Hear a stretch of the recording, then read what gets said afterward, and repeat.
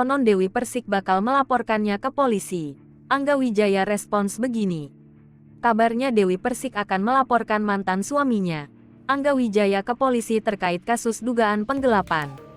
Penggelapan itu berkait markup honor Dewi Persik diduga dilakukan Angga Wijaya selaku manajer sang biduan. Angga membenarkan kalau Dewi Persik akan melaporkannya ke polisi terkait kasus dugaan penggelapan uang kerja. Namun, Angga sudah membuka komunikasi dengan kuasa hukum Dewi Persik, Sandi Arifin, untuk membahas masalah tersebut. Angga mengakui dirinya harus memberikan penjelasan yang sebenarnya terkait kasus dugaan penggelapan uang kerja Dewi Persik. Angga Wijaya menegaskan setiap penawaran harga yang masuk sampai terjadinya kesepakatan sudah sesuai kesepakatan dengan Dewi Persik.